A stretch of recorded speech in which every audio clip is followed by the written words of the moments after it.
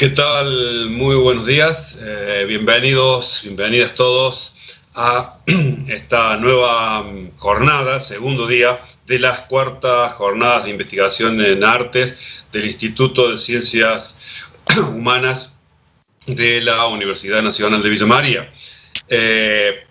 Cuartas jornadas de investigación en artes, reinvenciones, entramados y proyecciones, el subtítulo de las jornadas de estos conversatorios que nos convocan para que en distintas instancias, en distintas mesas, organizadas alrededor de distintos ejes, se debatan temas que hacen a la enseñanza, a la producción y a la investigación en artes. En este caso, bienvenidos a ustedes, bienvenidas a la mesa que se presentará hoy. Tenemos en este momento 5 expositores que presentarán diversos temas durante unos 5 minutos cada uno para que tengamos un diálogo a partir de sus presentaciones.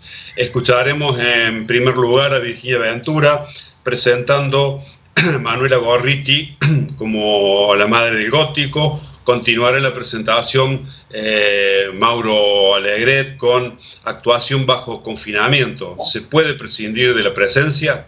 En tercer lugar tendremos la presentación de Ana Gabrieloni, quien presentará el trabajo Transiciones, las artes en su devenir frente a los emergentes históricos, Natterfichet o las imágenes en disputas.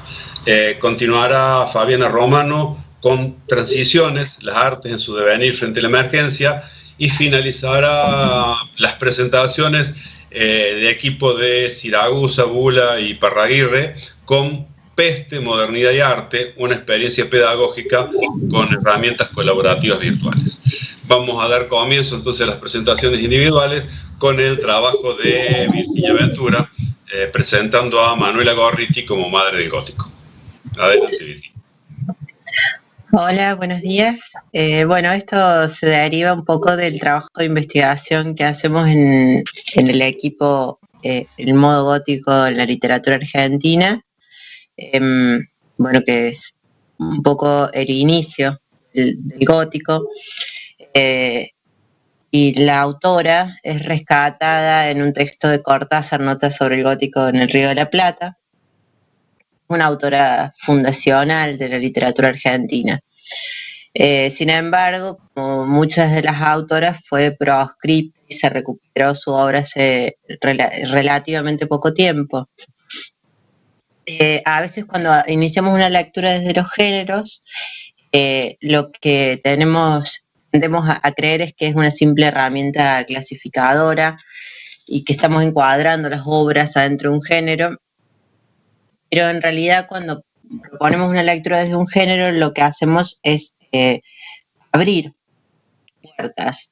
Que según Daniel Link, los géneros son instituciones del arte y a veces es difícil ver una obra que, digamos, que se cierra al ser atravesada por uno de ellos. Al contrario, los géneros se abren puertas y abren puertas a la lectura, sobre todo la lectura que nosotros proponemos, que es una lectura hermenéutica.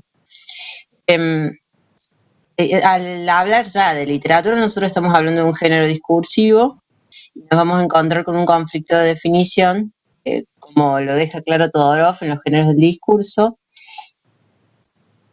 y es posible llegar a conocer el término literatura y distinguir un género, aunque sea bastante difícil a la hora de llegar a un acuerdo y concluir en qué es literatura y qué no es literatura. Y también se tiene el mismo conflicto adentro de los géneros que habitan en la literatura, los subgéneros, digamos, que habitan en la literatura. La valoración o la importancia que se le va a dar o no a un género, por otra parte, no es una cuestión banal. Los géneros van a surgir en torno a una demanda por parte de la lectura y por parte de la observación y percepción del mundo también. Cuando un género se revaloriza, como ocurrió con el fantástico, que se llevó adelante una lectura bastante simbólica dentro de la cuestión del arte literario, se empieza a observar es un campo en conflicto, como dice Patricia Aruj, donde hay ciertas cuestiones que se oponen y se entran en tensión para que ese género sea aceptado como canónico. Hace muy poco tiempo, relativamente poco, entra en auge la literatura fantástica y sus estudios literarios, y que esto le permite volver a mirar muchas obras dentro de lo que es la literatura del Río de la Plata. Es como le llama Cortázar. Me gusta pensar en la literatura del Río de la Plata más que de la literatura argentina concretamente. Y una de las obras que se intenta rescatar es la de Gorriti, ya que según Antonio Páez Larraya es la precursora de lo fantástico en la Argentina. Acá lo que yo intento hacer y lo que intentamos hacer en el equipo era el rescatar el género gótico y considerar a la autora como la precursora del gótico argentino, como le llama Cortázar. La escritora es salteña, o sea que al ser del interior también, eso, sabemos que la literatura del interior tiene otro problema a la hora de ser reconocida y revalorizada. Entonces, bueno, cuando Ricardo Rojas rescata los grandes escritores de la literatura argentina, se olvida un poco de Gorriti, la nombra, pero dentro de los escritores proscritos van a configurar la literatura nacional, pero no se la rescata como se rescata a Mármol, a Echeverría, a Sarmiento. Entonces, y otra de las características que tiene Juana Manuela Gorriti es que era una irreverente de su tiempo, una mujer separada, con amantes y hijos extramatrimoniales, que defendía a los indígenas a diferencia de los otros autores proscriptos. Incluso Hernández, que no defendía al indígena, también tiene una mirada demonizadora del mismo. Y bueno, generaba tertulias literarias para mujeres, en donde ellas escribían y compartían sus obras, y a su vez llevaban a sus niños, y había unas pequeñas tertulias para niños. Disculpe, me queda un minuto. Bueno, y el texto que nosotros recuperamos particularmente, sobre el que vamos a desarrollar este equipo, este libro que estamos armando todavía, es Sueños y Realidades, que son libros góticos, son cuentos y novelas góticas, y que nos permiten observar lo revolucionario de la obra de la autora. Ella funda el género en la Argentina, y es un género que a veces parece proscripto también, y que siempre suele considerarse como un género menor, al igual que ella y su obra. Pero bueno, la fuerza rebelde en la lectura, esa feminidad oscura y lunar que va a trascender las limitaciones del realismo y la novela sentimental que los hombres que escribieron la literatura fundacional están tratando de imponer. Muchas gracias. Muchas gracias, Virginia, por tu presentación. Y continuamos entonces con la presentación de Mauro Legret, Actuación bajo confinamiento. ¿Se puede prescindir de la presencia?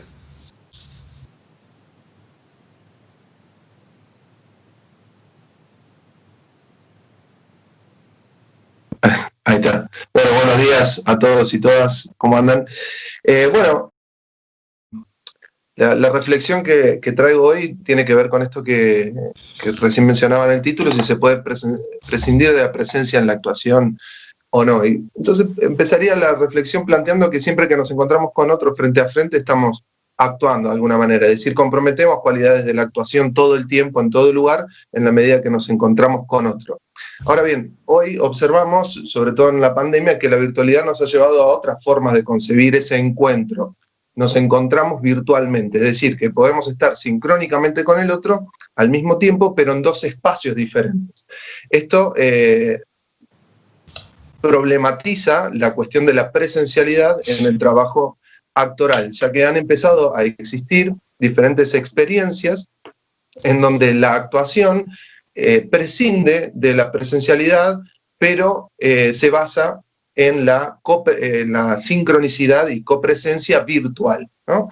Entonces, la subsiguiente pregunta que podríamos plantear es cómo afecta esta virtualidad en las concepciones de la actuación y sus prácticas, ¿no es cierto?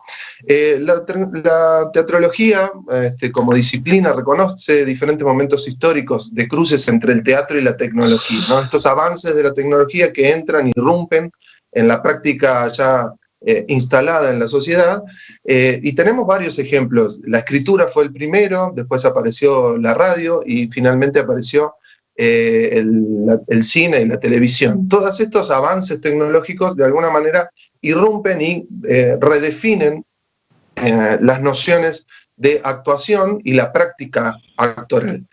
No obstante, también en esta actualidad que estamos viviendo y en esta situación de pandemia, en muchos momentos en el sector teatral, fuertemente castigado por el confinamiento, ustedes saben que todas las salas de teatro y escuelas de formación están cerradas, temieron por la actuación teatral tradicional y el encuentro y la presencia, ¿no? Estas dos variables que yo mencionaba al comienzo de presencia y encuentro con el otro. Pero nada, haciendo una revisión histórica, uno puede encontrar con estos tres casos que también mencionaba recién, la literatura, la radio y la televisión, que en realidad la actuación tradicional perteneciente al mundo del teatro en ningún momento se ve amenazada, sino que justamente lo que encontramos es que se producen nuevas hibridaciones que redefinen la práctica. Y uno de los casos más paradigmáticos, digamos, dentro de este confinamiento sería la actuación vía streaming, que estaría generando, de alguna manera, vuelvo a repetir, no un reemplazo de las formas tradicionales de actuación o del cine o del mismo radioteatro o de la existencia de teatro en los libros, sino que lo que nosotros estamos observando es que se están planteando nuevas formas de practicar la actuación en esta sincronicidad y a través de la cámara, formas de alguna manera acotadas y de alguna manera menos técnicas del lenguaje audiovisual, y nuevas formas de narratividad a través de la sincronicidad virtual.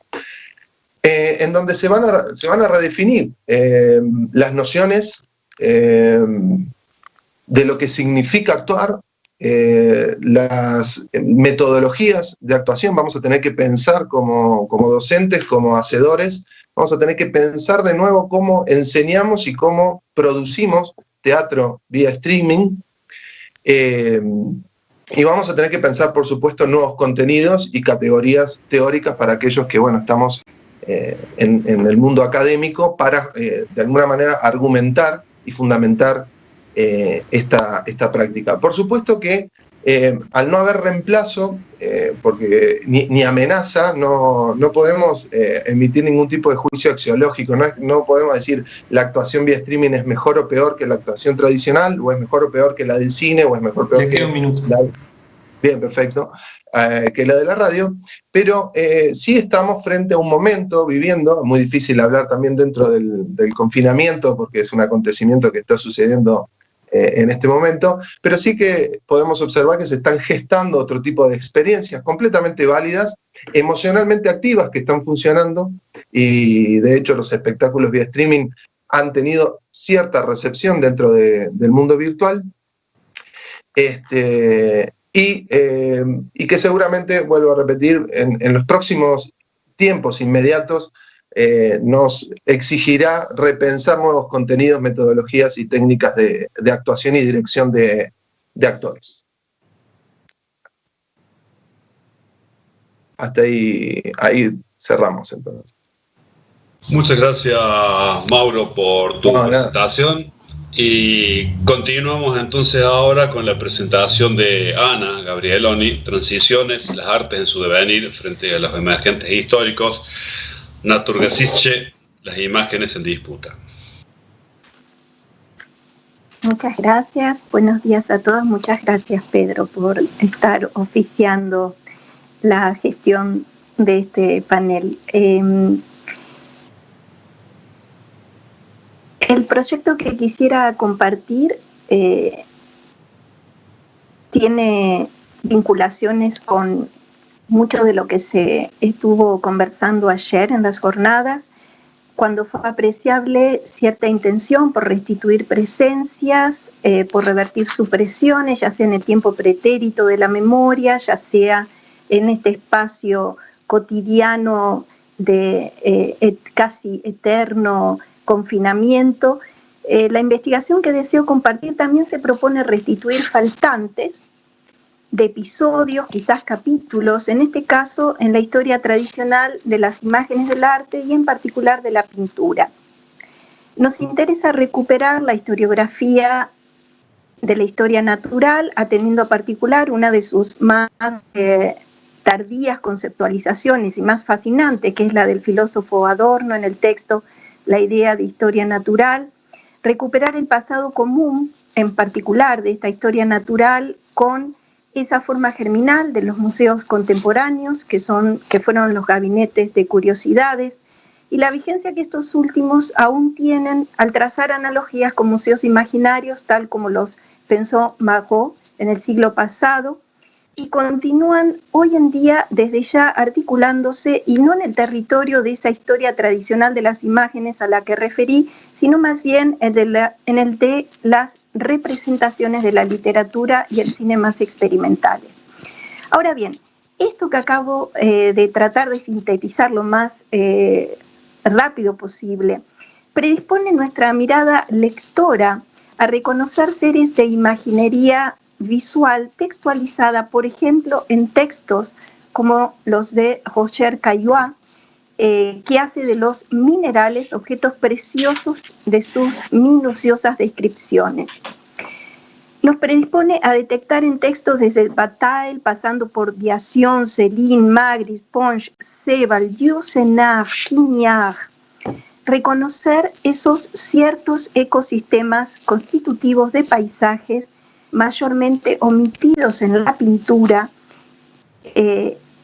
y me refiero a esas franjas de desecho que las mareas dejan acumuladas sobre las playas. Y también nos predispone a leer con atención en autores como más ni menos que Baudelaire o Flaubert en su Bouvard y Pécuchet, sobre todo Virginia Woolf en su novela Alfaro, momentos muy precisos donde la prosa transpone la apariencia ruinosa de jardines abandonados que le devuelven a los seres humanos la misma indiferencia que esos seres humanos le profesan a esos jardines. Jardines donde las malas hierbas gozan de un lugar en el mundo de las representaciones estéticas inédito respecto de su histórica omisión en la pintura, a excepción quizás de las ilustraciones botánicas. Interesa así, en síntesis, concebir una historia natural del arte alternativa a la tradicional, donde sumar estas series de imaginerías, destacar la importancia que las catástrofes naturales asumieron en la historia natural como promotoras de cierta progresión temporal que nos traslada a un tiempo absolutamente indiferente de los seres humanos, que los científicos llaman tiempo profundo. Y en tercer lugar, explorar planos consustanciales entre sí, donde se desplegaron los gabinetes de curiosidades en su periodo de apogeo entre los siglos XVII y XVIII, y me refiero a las prácticas de acumulación capitalista, así como de conocimientos traducidas en las prácticas simultáneas del coleccionismo y del enciclopedismo, que a su vez, hay que decirlo, fueron objetos de prácticas formalistas que se advierten en la apariencia estética que revistieron a esos gabinetes de curiosidades, así como la apariencia estética de las ilustraciones de las piezas que integraban esos gabinetes en los respectivos catálogos. En síntesis, y para terminar, se trata de articular museos alternativos a los de cemento o piedra, donde tengan lugar, cabida estas imágenes que proponemos confluyen en paisajes que escapan a esos paisajes típicos de la historia de la pintura y que concebimos en el marco de este proyecto como paisajes de la devastación. Confío que luego en el momento de la discusión quizás podamos desarrollar un poco más las vinculaciones y significación de estos paisajes de la devastación con problemas, cuestiones acuciantes de nuestro presente. Muchísimas gracias. Muchas gracias a ti, Ana, por la presentación.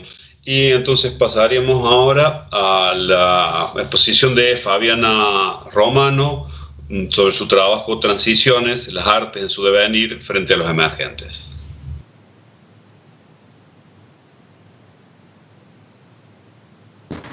Micrófono, Fabián.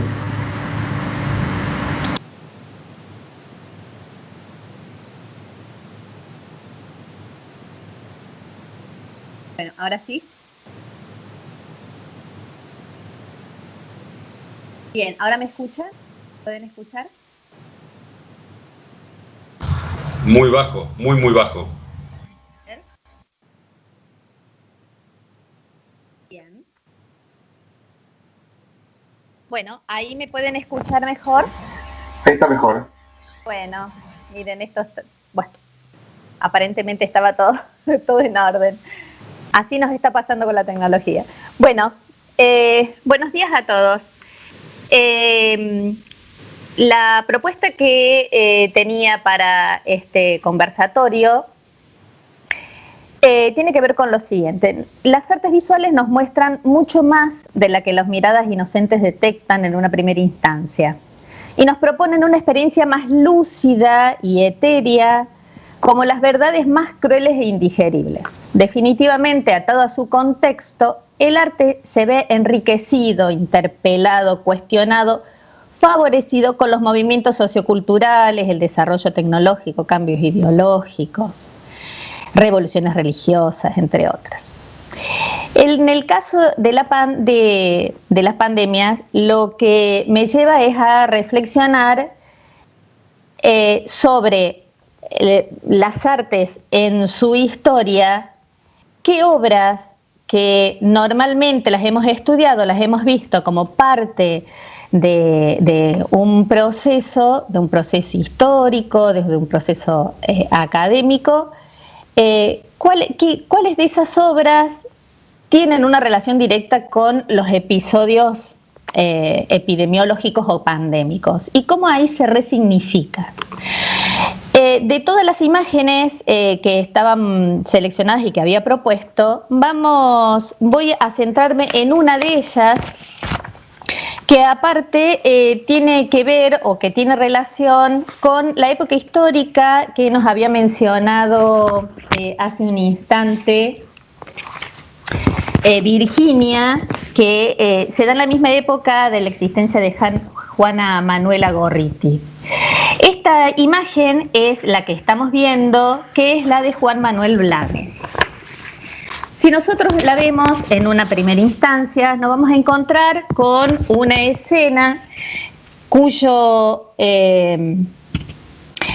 con una obra cuyo nombre revela cuál es el contenido. Juan Manuel Blanes pinta un episodio de fiebre amarilla en Buenos Aires y data de 1871. Si la vemos a simple vista, vamos a tener a dos personajes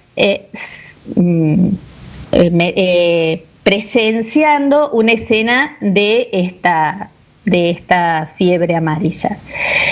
Pero si empezamos a entender cada uno de estos personajes y después el contexto compositivo, vamos a poder entender y vamos a poder apreciar mejor esta obra que estamos mirando. Los personajes que están allí representados no son cualquier persona. Estamos hablando de José Roque Pérez, que está a la derecha, el personaje de la derecha, y del doctor Cosme Argerich, blandiendo su sombrero, con el sombrero en la mano. El recorrido, la narrativa de esta obra empieza con este personaje principal, que es Roque Pérez, donde con un gesto de mucha angustia está mirando esta escena, obviamente ya de muerte. Este hombre fue un abogado cordobés que se fue a Buenos Aires y que siempre estuvo trabajando, fue, digamos así, el abogado de los pobres. En un momento de pandemia donde Buenos Aires con la fiebre amarilla se ve devastada y todas aquellas personas que lo pudieron hacer salen de Buenos Aires hacia el campo, vamos a encontrarnos que él, pudiendo hacerlo, se queda junto a toda esta gente y a esta sociedad, respaldándola y conteniéndola como pueda. Este personaje lo vemos como ya llegado a la escena y contempla devastado esta situación. Al lado lo vamos a tener al doctor Argerich en una actitud como de recién llegado, que recién está llegando y contemplando también esta escena con la sorpresa de no poder hacer nada. Le queda un minuto. Sí. La escena nos representa una familia muy humilde. Si ustedes se fijan, es una sola habitación con una sola puerta, y es lo que estamos viendo, con una luz trabajada en forma muy dramática. La luz que viene desde afuera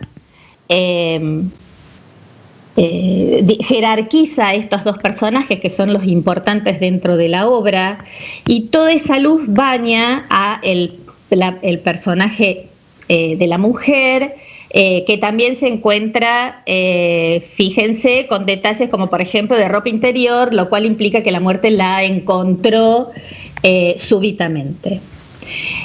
Tenemos así como esto un montón de otras miradas que se pueden hacer diferentes obras de la historia del arte, que son muy interesantes cuando las ponemos en el contexto donde fueron realizadas, y podemos entonces empezar a valorar mucho más parte de lo que se está diciendo a través de esa obra. Bueno, la invitación queda abierta para que sigan mirando esta obra, para que encuentren otros detalles y poder hacer reflexionar sobre otras obras si les interesa. Muchas gracias. Gracias a vos, Fabiana. Y bueno, terminaríamos el primer círculo, el primer ciclo de exposiciones, de presentaciones, con el trabajo de Cristina Siragusa, Hernán Bula, Martín Iparraguirre, aquí presentes Hernán y Martín. Peste, Modernidad y Arte, una experiencia pedagógica con herramientas colaborativas virtuales. Hola. Hola, gracias Pedro, gracias a los y las organizadoras y al equipo técnico, y una alegría compartir con los colegas y amigues este espacio. Este trabajo surge de la Cátedra Arte y Modernidad, de una asignatura de primer año de la licenciatura en Artes Audiovisuales, del Departamento de Cine de la Facultad de Artes de la UNC, y un poco entronca con lo que acaba de contar Fabiana en la presentación anterior. Lo que queremos comentar es un poco trabajar sobre esto de las epidemias, cómo han conmocionado al mundo en distintas épocas, y construyendo distintos imaginarios de vida y muerte, pero también siendo un tema que ha sido ineludible para muchos artistas, y que en este contexto actual de pandemia cobra mucha importancia. Entonces, la idea era, nosotros lo que hicimos, se propuso una experiencia pedagógica en la Cátedra de Arte y Modernidad, y se propuso a las y los estudiantes un recorrido a través de distintos momentos históricos, a partir de itinerarios marcados por estas epidemias, pero en los cuales la brújula propuesta fue el arte, la cultura y las distintas expresiones en los distintos tiempos y momentos y situaciones extremas en las que ha vivido la humanidad.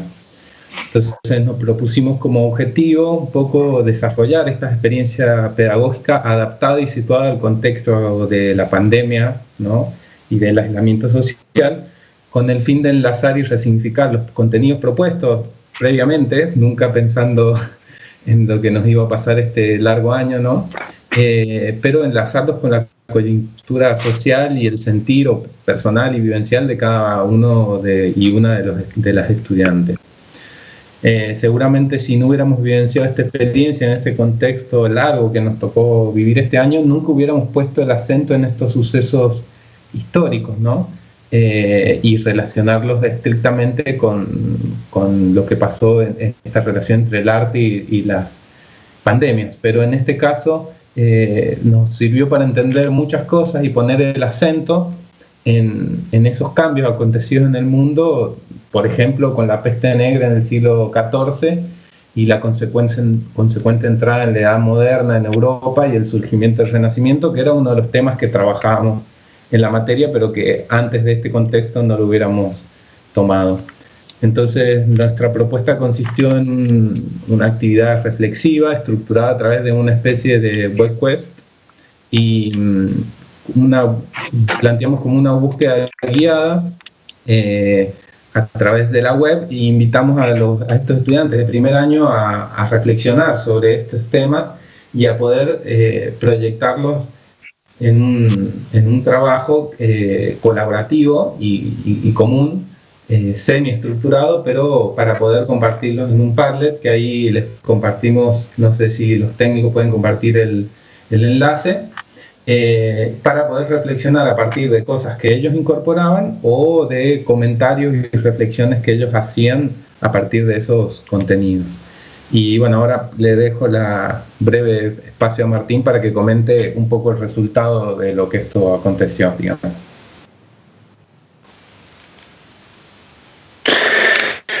Bueno, buenos días, muchas gracias, repito lo agradecido para todo el equipo que organizó las jornadas y su apertura de nuestra participación.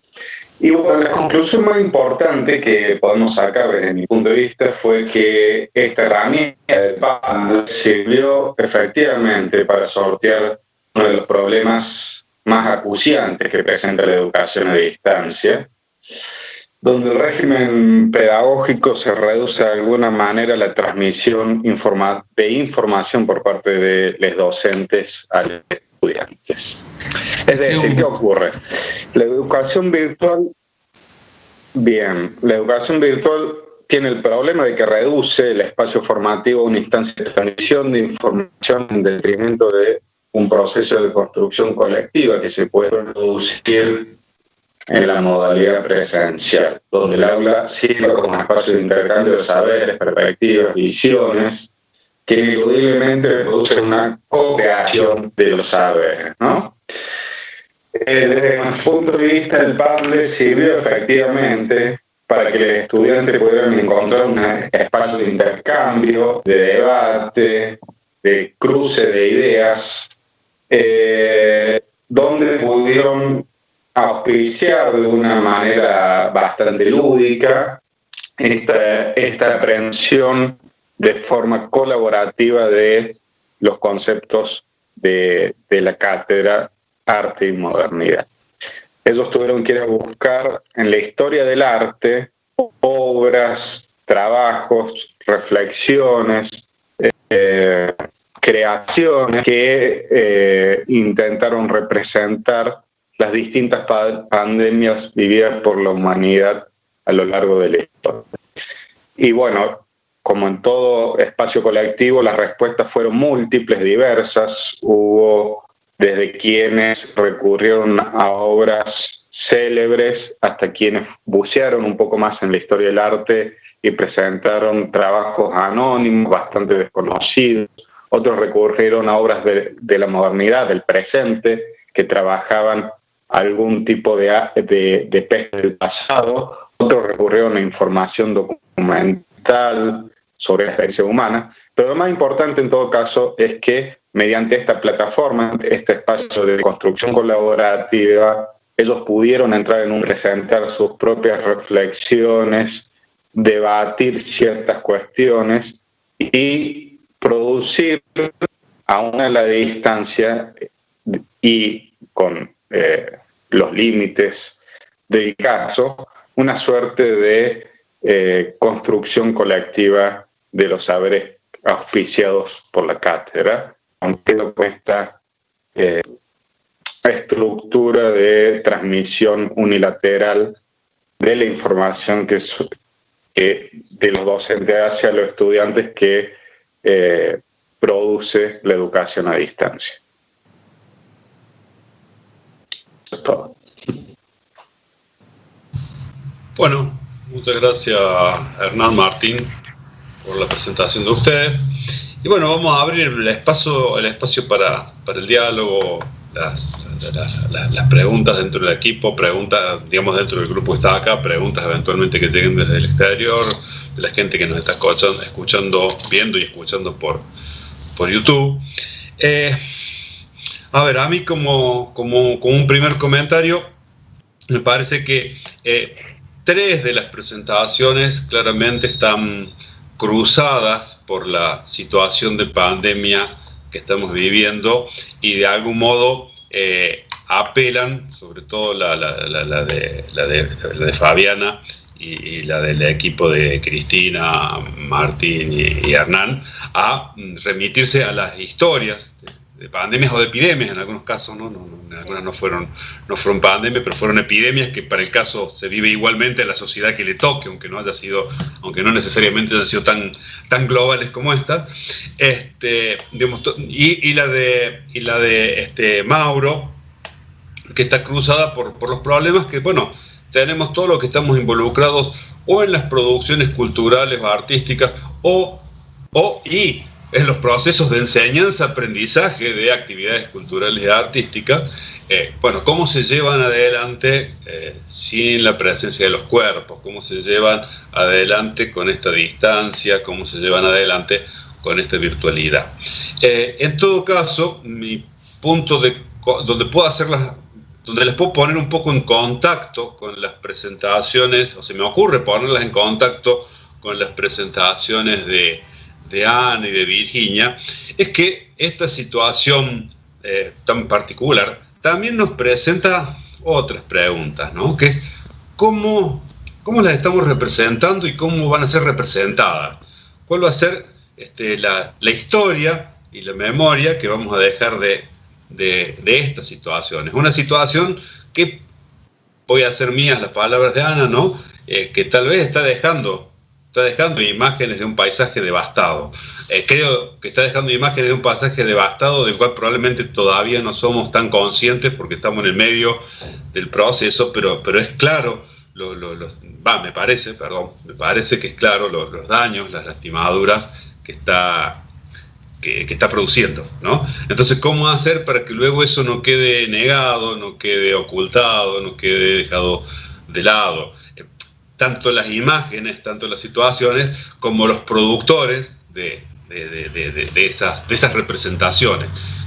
Y ahí digo, es difícil vincularlo en todo caso directamente con un personaje como fue Juana Manuela Gorriti, pero en todo caso no quedar también así olvidado por la historia durante 200 años, aunque uno haya sido un importante representante de esa realidad en ese momento.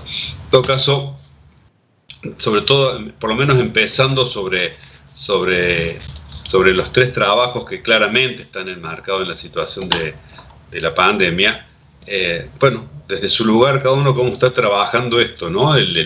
La comunicación y los procesos de formación en esta situación, digo, de formación en el espacio artístico, ¿no? En esta situación de pandemia, y cómo están trabajando o cómo están viendo las posibilidades de trabajar la representación para la memoria, ¿no? De esta situación que estamos viviendo. Empiezan en el orden que quieran. Digamos, la primera pregunta, como para comenzar a hablar, por supuesto, está dirigida fundamentalmente a los grupos que abordaron este tema, ¿no? Que son el de Fabián, el de Martín, y el de Mauro, Martín y Hernán, y el de Mauro. Sí, creo que Hernán pidió la palabra. Hola, gracias Pedro por los cruces, ayudarnos a estos cruces. Sí, algo que me parecía muy interesante de pensar, creo que siempre sucede esto, pero que nunca, en todo el tiempo, desde que era estudiante hasta después leer por mi cuenta, interesarme por la historia leer mucho acerca de la historia del arte, cómo el contexto, digamos, cambia la historia prácticamente, o empezamos a ver la historia de otra manera. Esta materia que dábamos en cine como introducción a la historia del arte, a la modernidad, nunca estuvo planteada en pensarse desde este punto de vista, en pensar estos aspectos de la historia del arte, y es como que yo personalmente siento como que la historia del arte de repente cambió, y es como que empecé, como cuando uno presta atención a otras, están las cosas ahí, pero empieza a prestar atención a otras cosas, ¿no? Entonces, no es que no estén, sino que uno empieza a prestarle atención y le parece que hay mucha información sobre algo porque le empieza a prestar atención, pero hasta este momento nunca lo había pensado, y por eso también la propuesta que hicimos me pareció interesante, en el sentido de que le dimos una posibilidad a las y los estudiantes de buscar y bucear y encontrar esta historia y encontrar qué es lo que estaba sucediendo actualmente. En ese Padlet que compartimos hay una historia secuencial, pero hay muchas intervenciones. Lo que les invitábamos a hacer, así como muchos filósofos actuales están pensando qué es lo que va a pasar en la post-pandemia, también los invitábamos a los y las estudiantes que buscaran y bucearan y encontraran referencias de qué es lo que se estaba haciendo ahora al respecto, cómo se estaba representando, cómo se estaba trabajando desde las distintas artes y desde la virtualidad, como hablaba Mauro, las artes vivas también, todas las problemáticas de las artes vivas. Hace poco leí un artículo que se llamaba de un grupo que está haciendo, que se llama 20 estrategias para negar la realidad, que es una performance virtual, y me pareció muy interesante todo ese trabajo, y creo que la diferencia de ahora es la masividad y cómo nos enteramos de cosas que está pasando en este momento en todo el mundo, que en otros contextos, para saber lo que había pintado un pintor en X lugar, tiene que pasar a la historia del arte, pasar a los libros, pasar mucho tiempo y sobrevivir todo eso para que lo podamos conocer. Ahora nos enteramos casi al instante de cómo es esa representación en el mundo y en la historia. El tiempo dirá cuál de esas quedan, ¿no? Pero nos enteramos casi en vivo de eso. Gracias, Hernán. Había pedido la palabra a Fabiana, si no me equivoco. Sí, porque tiene... Se te escucha muy bajito, Fabiana. Ahí ver. Bien, ahora sí. Ahora sí. Ahora sí. Lo más alto que puedas hablar porque se escucha bajo. Bueno, dale.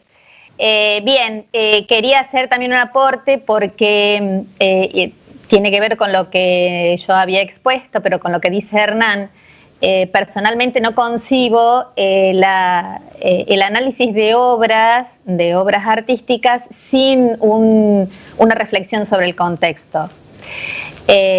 Por más que el arte ha atravesado en miles de años diferentes estadios y muchas veces han respondido a las necesidades de un público determinado o un cliente determinado, un factor de poder determinado, ahora lo que tenemos es una autorreferencialidad que hace que también cada vez necesitemos más el contexto para saber en qué le está pasando a este artista para producir lo que hace. Yo creo que se resignifican las obras y podemos empezar a tomar otro tipo de dimensiones. Y cuando hablo de contextualizarlo, también la importancia de saber no solamente el contexto social, político, económico, sino también, por supuesto, tiene que ver con la época y dónde está produciendo este artista. Yo estuve dando una vuelta por ese Padlet que ustedes han producido y está lleno de referencias súper interesantes y con obras icónicas que tienen que ver, en este caso, con las pestes, las pandemias. No recuerdo si habían incluido también toda la parte americana, que es hablando de estas culturas que hay que seguir poniendo, visibilizando, ¿no? Poniendo en el tapete. Bueno, a mí me sorprendió particularmente en esta investigación cómo el 80% de la población maya, por ejemplo, en su momento fue diezmado por alguna de estas pestes importadas, ¿no? Pero bueno, quería hacer referencia a esto, a que me interesó, que coincido con Hernán sobre la necesidad de seguir contextualizando, de seguir entendiendo desde dónde se produce esa obra para poder captar todas sus significaciones y poder apreciarla desde otro lugar.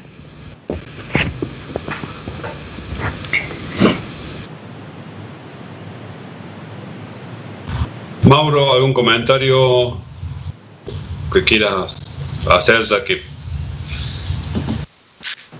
Sí, no, me quedé pensando en esto de que nombraban del contexto, como esta... es casi inevitable, ¿no? Por momentos parece que quisiéramos no ver, digamos, la situación de contexto y tratar de seguir funcionando. Bueno, estamos, creo yo, en esa contradicción todo el tiempo, ¿no? O sea, me parece que la situación de confinamiento, que la situación de pandemia, la proximidad de la muerte, ¿no?, con la que convivimos todo el tiempo, es como ese gran elefante así que no queremos ver y no estoy haciendo un juicio axiológico, no quiero decir que estamos haciendo bien o mal, sino que es algo que me parece que es propio y tampoco propio de los hacedores artísticos, sino propio de la vida misma, volver a encontrar nuevas formas de expresión y nuevas formas de comunicación y nuevas formas de encuentro que tienen que ver con esta movilidad, ¿no?, en la que estamos inmersos, que se llama vida, no sé, en donde continuamente estamos creando nuevas estrategias para sobrevivir y sobrevivirnos, ¿no? En el modo más concreto, en este contexto que nombraban hace un ratito, es sobrevivir en una cuestión de salud, que creo que es lo primordial. Y a nosotros en nuestros campos que tienen que ver con la cultura, con la producción de cultura, me sorprende gratamente que a medida que pasan los días, a medida que pasan los meses de esta situación tan excepcional, vuelven a aparecer nuevas propuestas y nuevos proyectos y nuevas formas que de alguna manera evidencian ese problema por el que estamos atravesando, pero también evidencian las ganas y las necesidades, no solo expresivas, sino de comunicación entre seres humanos.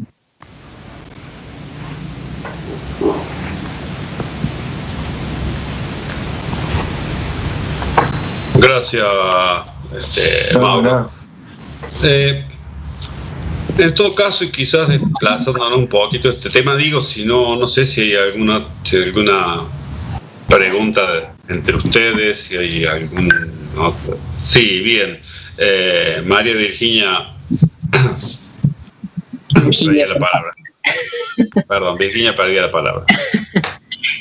Sí, el nombre que me toca por tener padres cristianos. Creo que el tema de los contextos es fundamental. Como decíamos, una de las factores que nosotros habíamos investigado mucho en torno a la autora era que ella pertenece al interior. Uno de los problemas que tiene en exponer su obra es la pertenencia al interior, y me parece que hoy seguimos, o sea, ella estaba en la época unitarios federales y era el tema auge, pero hoy seguimos estando en esa, y creo que la pandemia, en lugar de lo que nos permitió observar que lo poderoso que sigue siendo a los artistas del interior, el pertenecer al interior, y lo difícil que es producir arte desde el interior, y cómo el arte y todas las regulaciones que se van imponiendo tienen una mirada centralista en la capital, pensando, bueno, qué sé yo, una obra de teatro acá en Villa María sabemos que se lleva adelante con 5, 6, 10 espectadores, como una locura, y se está hablando de 50, algo que es imposible, que nunca pasa, o pasa muy rara vez. Entonces, bueno, todas las regulaciones y todas las cuestiones siempre están siendo pensadas desde el arte, con una mirada porteña. Bueno, en el caso nuestro de los editores, como soy yo editora, el problema que tenemos siempre es la distribución. y bueno, cómo este país continúa teniendo y cómo se ha acentuado, me parece a mí en pandemia, la cuestión de las distancias y la cuestión del Buenos Aires y el interior, sigue estando latente, a pesar de que hoy la vida sea prácticamente virtual, la vida del arte es prácticamente virtual, y sigue habiendo esta diferencia, y la cantidad de autores y de creadores artísticos del interior van a pasar desapercibidos en la historia argentina, justamente por no haber nacido, no haber producido su obra en el lugar adecuado.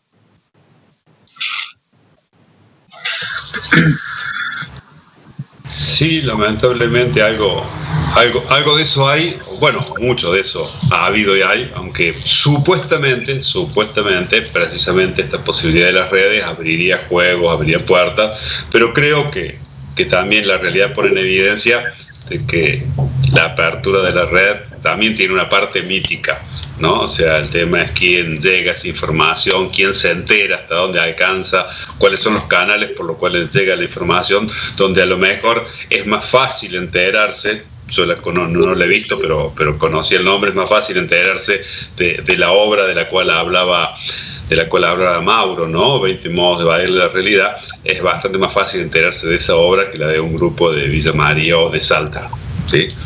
Esto también es una realidad con la cual tenemos que convivir, ¿no? Y ahí se produce una separación entre lo que se conoce y lo que no se conoce, y eventualmente entre lo que será más fácil recordar en el futuro y lo que quedará olvidado.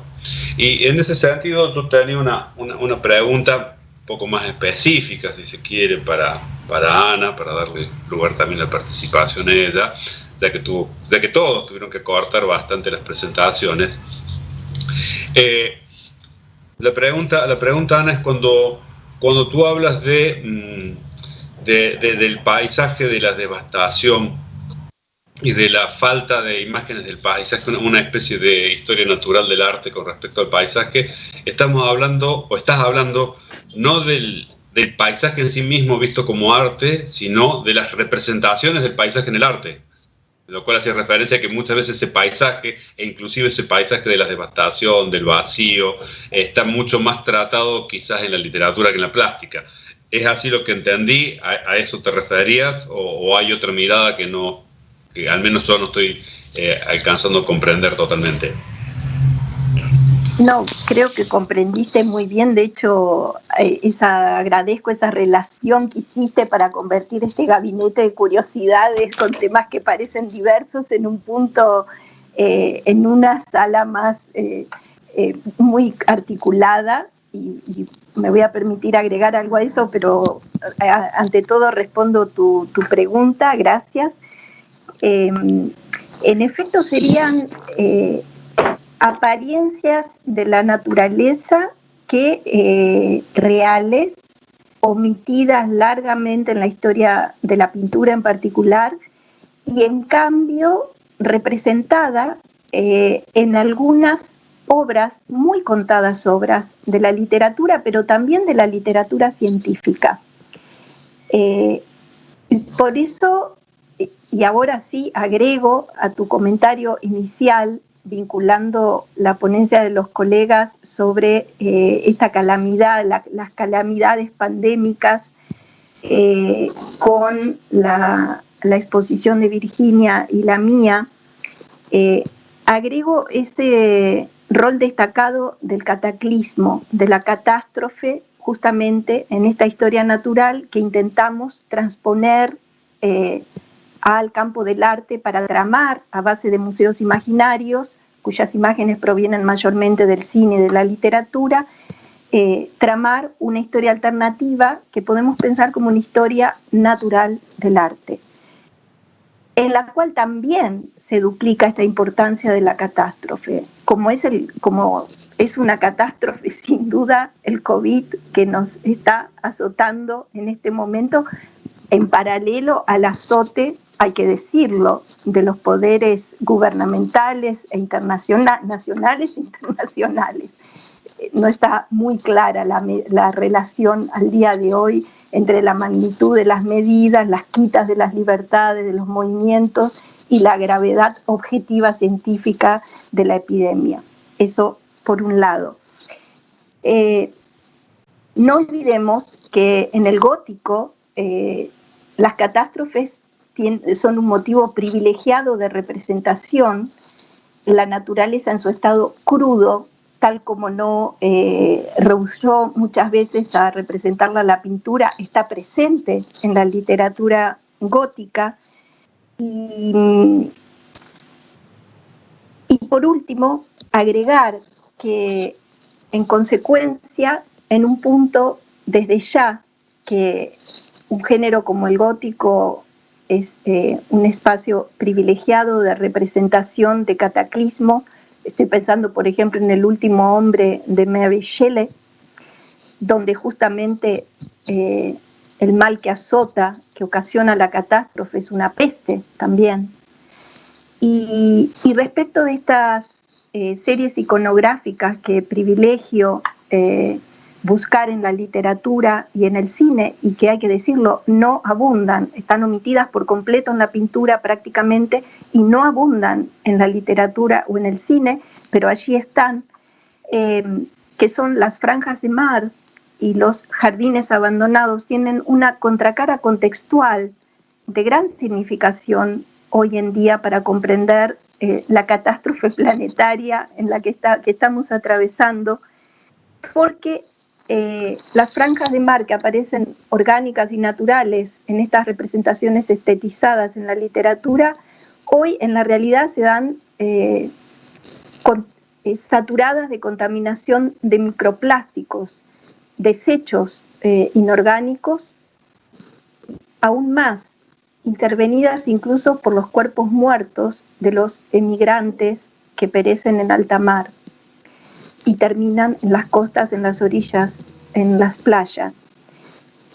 Y en cuanto a los jardines abandonados, esa aparente paradoja de que espacios inhabitados, llenos de radioactividad, que hacen que la presencia humana esté por completo inhibida, como en Fukushima, la paradoja es que la vegetación allí es pletórica. A eso me refiero, entre otras cosas, con el término de paisajes de la devastación. Muchas gracias, Ana. Y pido la palabra a Hernán. Sí, quería hacer un comentario respecto recién de lo que se hablaba también de las obras, digamos, de la periferia, del centro y todo esto, y un poco enlazarlo con esta idea que comenté al principio, de esto de que la historia en otros momentos demoraba mucho en conocerse y ahora la estamos, digamos, viviendo un poco, si bien es verdad esto que comentaba Pedro, y de que capaz que es una ficción o es una aparente sensación de que estamos al tanto de todo, pero sigue siendo el centro el que impone los temas, las obras y los artistas, ¿no? Pero sí me parece importante pensar cómo estudiar la historia un poco desde el presente, o empezar a estudiar el presente, si bien es difícil porque no se tiene esa perspectiva histórica, digamos, no se permite ese distanciamiento de nuestro objeto de estudio, y es mucho más riesgoso equivocarse, ¿no? Pero también es un desafío y que puede significar un enriquecimiento para el futuro próximo. Cortázar decía que todo empobrecimiento del presente gravita en el futuro y lo vuelve más penoso y lejano.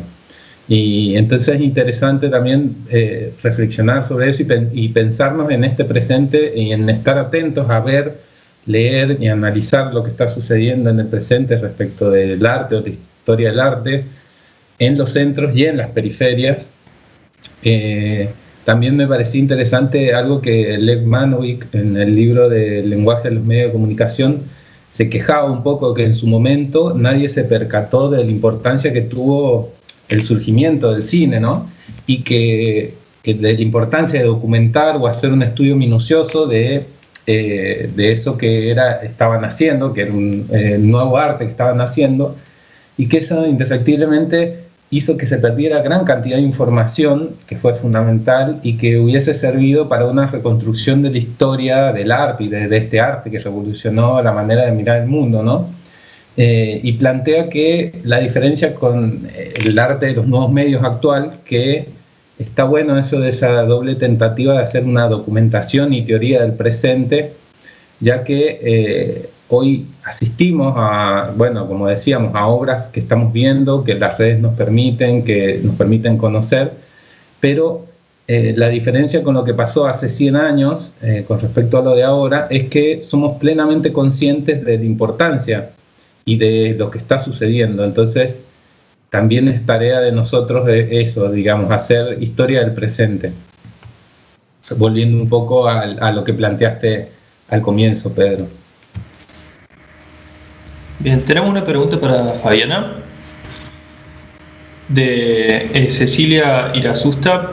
Pregunta si esa resignificación de obras que tratan las pestes la ha podido poner en juego en el ámbito educativo y si es así como respondieron los estudiantes. Bien.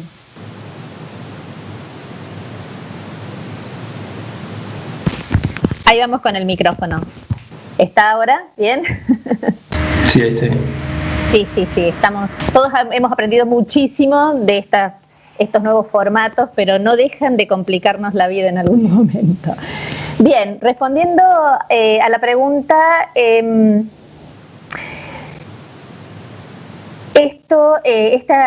tipo de nivel superior, nosotros no tenemos las posibilidades de hacer investigaciones como es en la universidad, ¿sí? Pero estamos siempre produciendo contenidos y estamos investigando nuevos saberes desde otro espacio.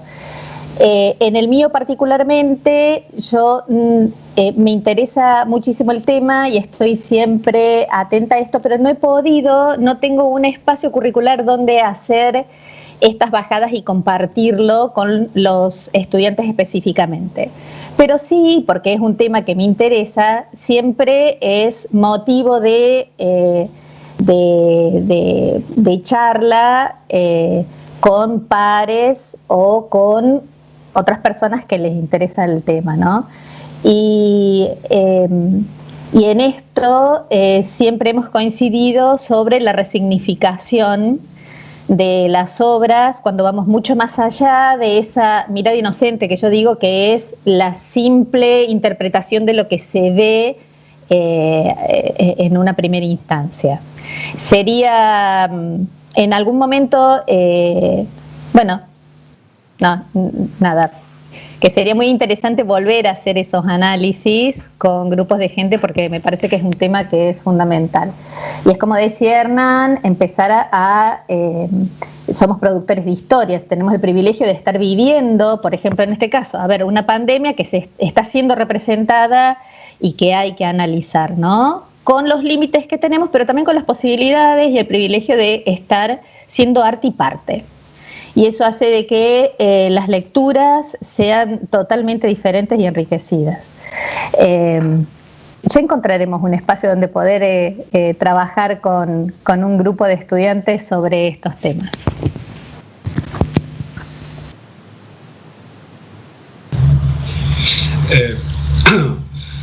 Retomando un poco lo que comentaba Hernán antes, me parece que la gran diferencia, o se me ocurren dos de las grandes diferencias respecto a hace más de un siglo en los inicios del cine, que quizás se perdió mucha de esa información de los inicios que permitiría comprender mejor todo lo que significó el nacimiento de esa nueva tecnología. Yo soy docente de historia del cine, precisamente uno de los temas que trabajo, pero la gran diferencia hoy es, primero, un mundo en general, en un alto porcentaje, es decir, pensar en todo el mundo es mucho, pero un mundo, una sociedad, con un nivel de conciencia histórica mucho más alto de que probablemente existía a fines del siglo XIX. ¿no? Entonces, esto es saber de que estamos viviendo un presente que rápidamente se transforma además en pasado y que vale la pena historizarlo y documentarlo. Eso por un lado. Y por otro lado, precisamente porque el desarrollo tecnológico que se inició con el cine hace 125 años más o menos, y que jamás imaginaron en ese momento que iba a llegar a lo que llegó hoy, nos ha dado el acceso a una serie de instrumentos de registro que se transforman en instrumentos de registro histórico también, que eran inimaginables en aquella época.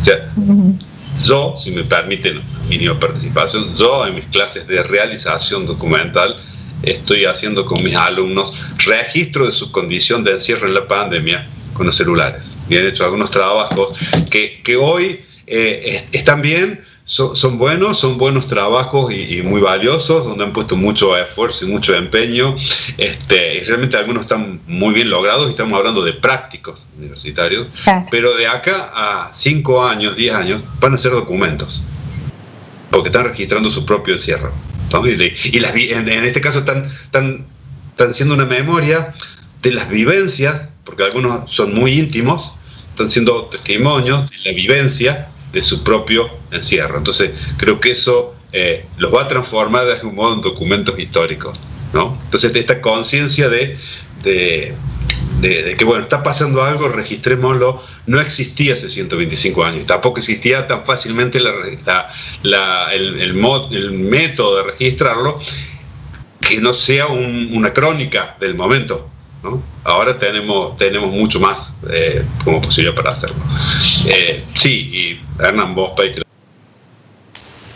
Sí, estoy totalmente de acuerdo con vos, pero tenemos muchas ventajas y muchas desventajas. Una de las desventajas es la cantidad de material. Antes era difícil el registro o hacer una crónica y una historización del presente por la dificultad del acceso. Ahora es por la dificultad del exceso. Tenemos tanto que cómo encontrar en ese mar navegar infinito de imágenes, de sonidos, de videos, de textos, qué es lo importante y qué no, y qué es lo historizable o qué es lo importante para dejar un registro para el histórico y qué no. No sé, cuando pensamos que a YouTube se suben, solo en YouTube, ¿no? No sé, 10 o 15 horas por minuto de video, que a Facebook o a Instagram se suben miles de millones de imágenes por día. Ese es el desafío actual, ¿no? De cómo historizar en ese exceso, ¿no? Perdón, yo quisiera agregar algo. No sé cómo se pide la palabra, sinceramente, en este sistema a través del celular, porque no encuentro en el celular Ya la pediste, Martín, habla. La manito, así que me voy a meter así violentamente en el diálogo. No, porque me había quedado colgado. Perdón, Martín, pasa algo, pero al menos yo no veo tu imagen. No sé si te quedaste sin cámara, no sé qué está saliendo al aire, pero fíjate si puedo resolver. Bien. Ahí volvió. Ahí volvió la imagen, no. Bueno, sí, por sigue hablando para no ahí está. Me figura prendida, digamos. Ahí sí, ahí está. Perfecto.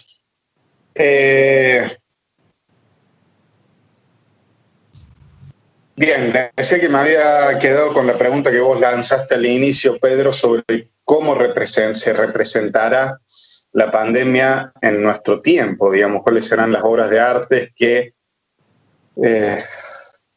quedarán en la historia como las emblemáticas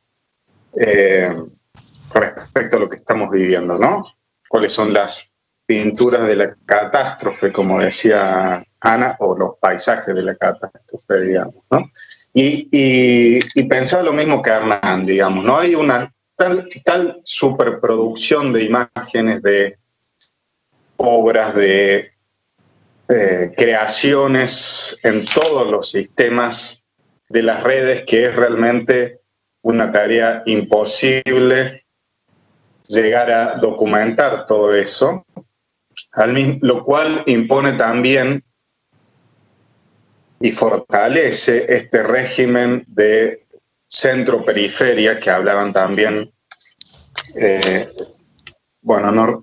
Victoria, era Virginia, y que uno lo ve, constantemente, digamos, ¿no? Porque hay ciertas paradojas en nuestro momento, digamos, ¿no? Cómo ha tenido que adaptarse el arte para sobrevivir, cómo han tenido que adaptarse los artistas para poder sobrevivir a este tiempo. Ayer leí una noticia, por ejemplo, de una obra de arte de teatro ciego que se promocionaba para realizarse vía virtual, y les ofrecía incluso, uno pagaba la entrada e incluso te llegaba a tu casa un kit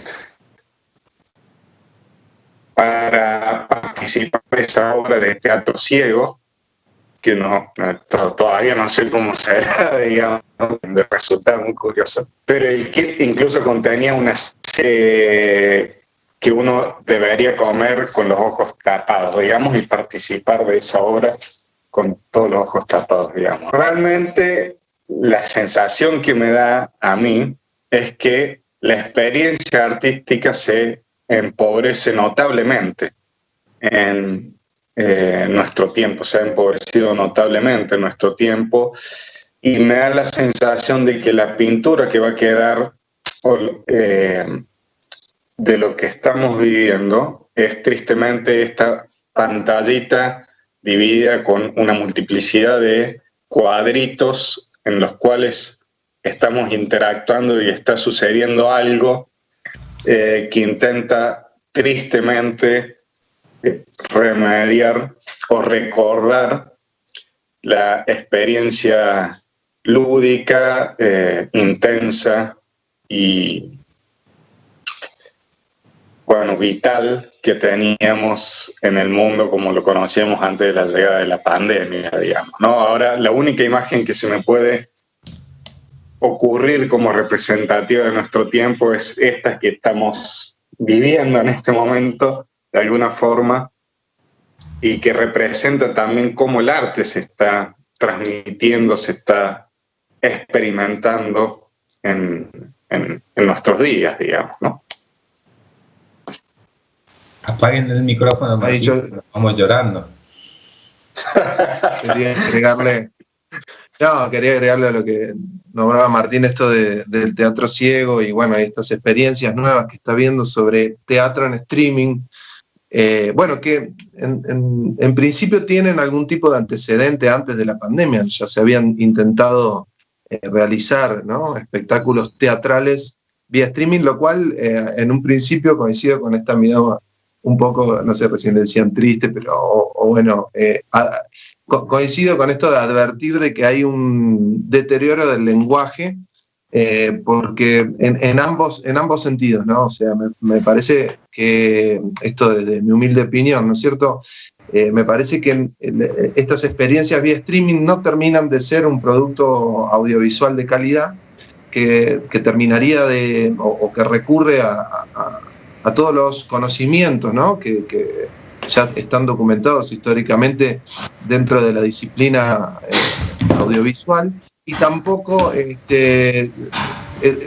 coincido con nombrarlos como experiencias teatrales, porque justamente esto que hablaba al comienzo en mi breve exposición, quita, digamos, al quitar la presencia y el encuentro y el convivio, quita la base ontológica de lo que define al teatro. Entonces no podríamos en principio llamarlo teatro. Por supuesto que, como también decía, hay que pensar, digamos, nuevas categorías, pero estamos hablando claramente de otro tipo de lenguaje, en todo caso, como para darle un poco para situar un poco, no tan dramáticamente, digo, me parece que podríamos, no sería un lenguaje audiovisual por este tema de la interacción que existe entre productores y espectadores, estos nuevos espectadores vía streaming, si es que le podemos llamar espectadores, participantes, ¿no es cierto? En donde, como vos señalabas recién, Martín, existe esto de un teatro ciego que lo que hace es volver activo a esa persona que está encerrada en su casa y que trabaja a través de la cámara, sus otros sentidos, por eso le hacen cerrar los ojos y trabajar a oscuras, y bueno, te hacen experimentar a través de otros sentidos nuevas sensaciones que vos podés tener encerrado y sentado en una mesa en tu casa, o en el caso de Córdoba, no sé si lo conocen, al grupo Bioneural Monoculture, produjo un espectáculo teatral que de vuelta, no sé si es teatral, pero bueno, es un grupo de teatro que generó un producto vía streaming en donde lo que tenías que ponerte eran los auriculares e ir caminando por tu casa, caminando por tu casa y siguiendo un relato que iba siendo narrado en tus oídos, en tus auriculares, y bueno, y vos ibas viviendo diferentes experiencias en tu cocina, en tu baño, en tu pieza, en tu habitación, etcétera, que se iban resignificando a través de el relato que ibas escuchando en el auricular. Vuelvo a decir, para mí coincido con Martín en que esto no es teatro y no es un lenguaje audiovisual de calidad, ¿no es cierto? Porque termina siendo una cosa nueva, híbrida, que bueno, nada, comparto con esta visión de que no estaría funcionando del todo, digamos, como que a nivel de consumo en lo que son los parámetros de entretenimiento, y no estaría teniendo demasiado consumos y éxito en el consumo, ¿no? Pero bueno, nada, son nuevas modalidades del arte, ¿no? Tenemos un par de preguntas. Sí, perdón. Antes, justo simultáneamente cuando empezó a hablar Mauro, había pedido la palabra Ana. Y también luego pidió la palabra Hernán. Propongo que como Ana había pedido la palabra antes, hable, luego que en todo caso pasas las preguntas que vienen de afuera, así participa la gente que nos está escuchando, y luego le damos lugar al pedido de palabra de Hernán. ¿Puede ser? Sí, sí. Ana, entonces tú da la palabra. Muchas gracias. Solo quería insistir justamente a la par de esta insistencia de ustedes en la casi inabarcable diversidad y cantidad, el sinnúmero de imágenes, obras, etcétera, en diversos formatos, diversos lenguajes que se están produciendo en los últimos tiempos.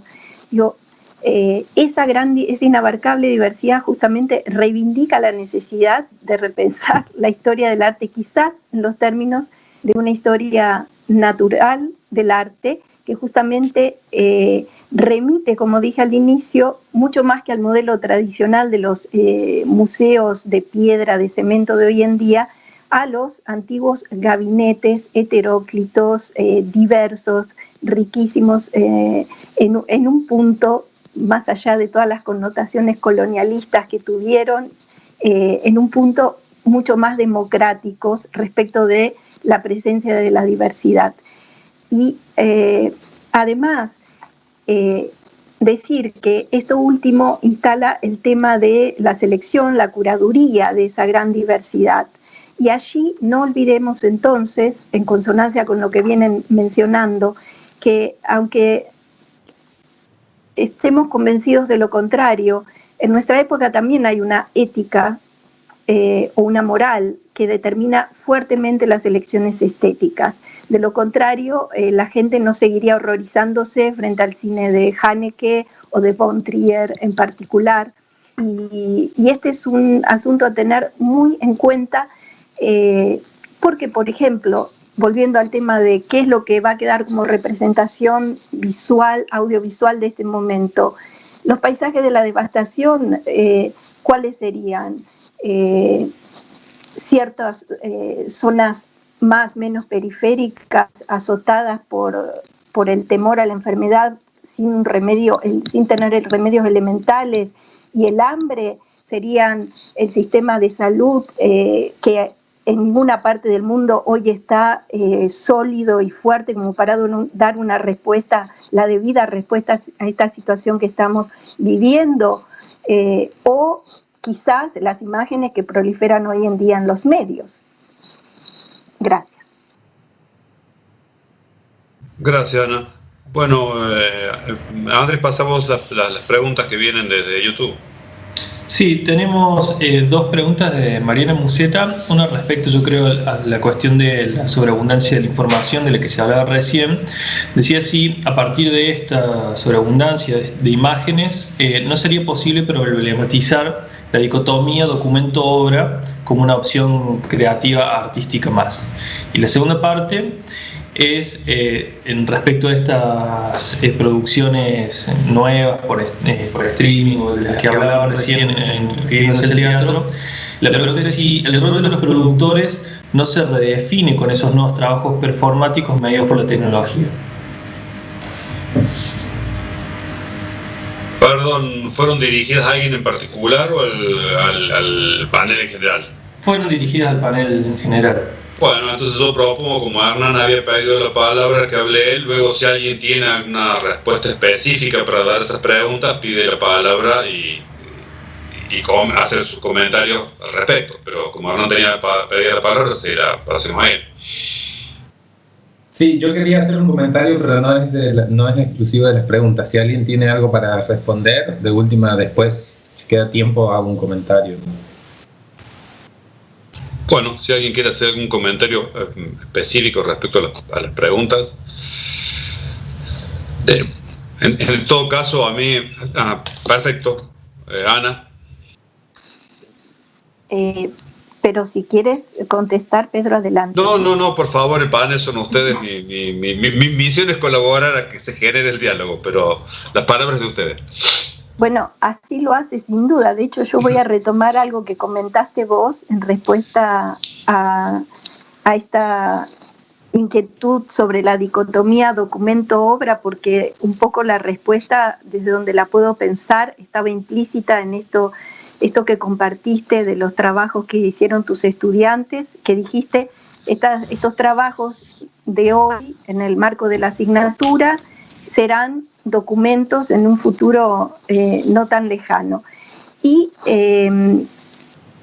no pude más que pensar en un breve ensayo muy precioso y que sigue vigente aún con todo el tiempo casi que se publicó, que es la obra de arte como monumento del austríaco Riegel, y donde justamente ese ensayo expone las razones por las cuales habría que derribar la distinción entre obra de arte, monumento, lo que equivale a decir, diciendo que toda obra de arte es un monumento y viceversa.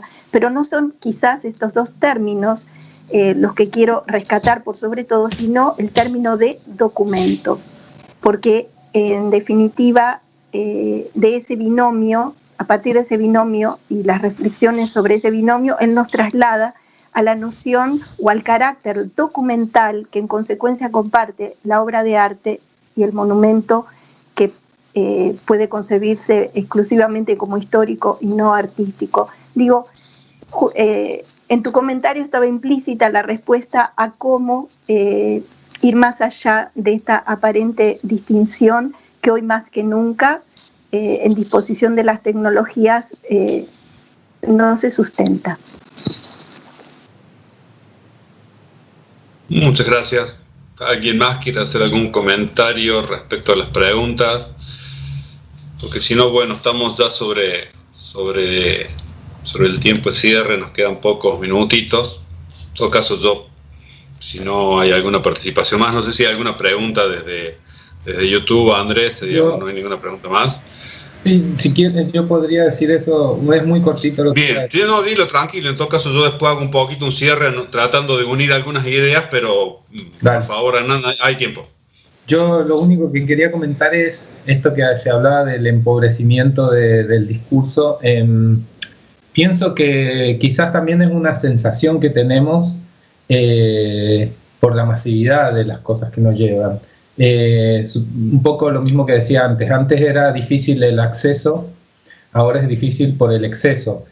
Y así como hay, nos parece que en el exceso hay un empobrecimiento, hay muchas cosas totalmente olvidables, pero también hay muchas cosas rescatables, muchas más cosas, muchas experimentaciones y muchas cosas, incluso que quizás por la abundancia no las vemos o las perdemos de vista, pero me parece que es una cuestión de proporciones. En la proporción creo que es más abundancia de cosas de empobrecimiento y más abundancia de riqueza también. Por eso el estudio del presente puede dar pie a que el tiempo diga que de eso es empobrecimiento y que no, me parece. Un poco esa como una reflexión sobre lo que estábamos discutiendo antes de las preguntas. Bueno, entonces si me permiten, yo digamos, cerraría el panel con 2 o 3 comentarios. Me parece que acá en el panel quedó en evidencia, o se puso un poco en evidencia cosas que están pasando, como ser. Algunos de los temas y los puntos que se trataron acá, algunas problemáticas, no son problemáticas nuevas ni son problemáticas vinculadas a la pandemia, pero en todo caso la pandemia lo que ha hecho, o la situación de pandemia lo que ha hecho ha sido resaltarlas o ponerlas en evidencia. Como ser la dificultad de la comunicación y la difusión de la obra cultural o artística de la periferia respecto a los centros urbanos, no es una novedad, no es una novedad. O este sobreexceso de información disponible actualmente, dadas las tecnologías de comunicación, tampoco es una novedad. Este mismo problema era hace 1 año y medio atrás. Lo que pasa es que ahora estamos mucho más encerrados viendo lo que ocurre e inclusive siendo en muchos casos productores de esas imágenes. Sí, otros problemas son de una novedad total, como esta imposibilidad de comunicarnos con los cuerpos, de estar cerca, de estar presente, esto que planteaba Mauro, bueno, de la desaparición de la posibilidad del teatro en su forma ontológica, de estar con la gente y estar siempre mediado por una pantalla, por una computadora, y con una imagen además de calidad pobre. Tampoco es cine o televisión en el sentido de la buena calidad de esa comunicación. Sí hay una variación y quizás un empobrecimiento de la experiencia en el sentido de que lo planteó Martín, o en todo caso nos obliga a repensar la experiencia, porque yo coincido con él, consigo que hay un gran empobrecimiento de la experiencia, pero en todo caso también hay otras experiencias. Asumo en todo caso que a mí no me gustan, ¿no? Pero esto es toda una nueva experiencia que no la habíamos vivido antes, ¿no? O sea que si entendemos experiencia en su sentido etimológico más profundo, que es lo que nos pasa, e inclusive lo que nos pasa por encima, lo que viene de afuera. La experiencia de esta situación de pandemia es una terrible experiencia y fuertísima e importantísima, que en todo caso anula o disminuye trágicamente otras experiencias del orden de lo vital en la comunicación humana, ¿no? Y me parece que son temas. Y el otro tema que a lo mejor, no nos dio más el tiempo para dialogar, que un poco lo disparé yo cuando pregunté el tema de las representaciones de la época de la pandemia, y me parece que hay 2 cosas que habría que diferenciar, que estuvieron aquí en juego las 2, y que una de ellas la nombró muy claramente Ana en una de sus últimas intervenciones, ¿no? ¿Cómo va a ser representada la pandemia y la situación de pandemia? ¿Qué va a quedar como representación de la situación de la pandemia, más allá de lo que va a quedar como las representaciones y las producciones culturales que se hicieron durante la pandemia?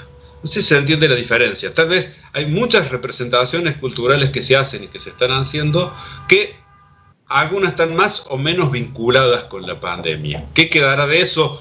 Lo que decía Hernán, la ventaja es que tenemos ahora mucho más información, la dificultad es que también tenemos toda esa información y es más difícil diferenciar los registros y diferenciar qué se transformará de obra de arte o de monumento en documento, qué quedará como monumento y qué será olvidado como viejo archivo.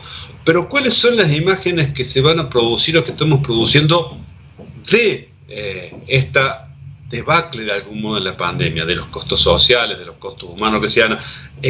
Se está registrando lo que está pasando en sistemas sanitarios que no alcanzan a dar abasto. Se está registrando esto que a veces no circula tan públicamente como otras cosas, los aumentos de violencia doméstica que ha significado esta situación de encierro. O sea, ¿dónde va a quedar esa otra parte de la pandemia que a veces, que es otra parte del mundo, que nunca ha sido la más visibilizada, que hoy ha crecido y que probablemente siga quedando un poco invisibilizada si no somos un poco nosotros, aquellos que estamos vinculados al mundo de la creación, al mundo del arte, al mundo de la educación, quienes no hacemos un poco el esfuerzo para tratar de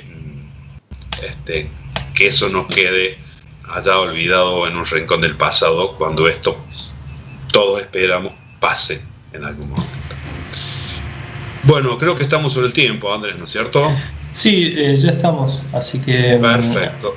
Entonces, muchísimas gracias a todos por su participación, muchísimas gracias a todos por su paciencia, por sus intervenciones y, por supuesto, terminando, también muchas gracias a las autoridades de la Universidad Nacional de Villa María, el Instituto Académico Pedagógico de Ciencias Humanas y el comité organizador de estas cuartas jornadas de investigación en arte, reinvenciones, entramados y proyecciones que han generado este espacio donde nos podamos encontrar entre pares, colegas, amigos, para conversar sobre nuestras actividades, sobre nuestros intereses, sobre nuestras experiencias en las condiciones en que nos toca vivirla, y que además pueden hacerse públicas para que, bueno, algunos otros colegas o amigos puedan verla a través del streaming de YouTube.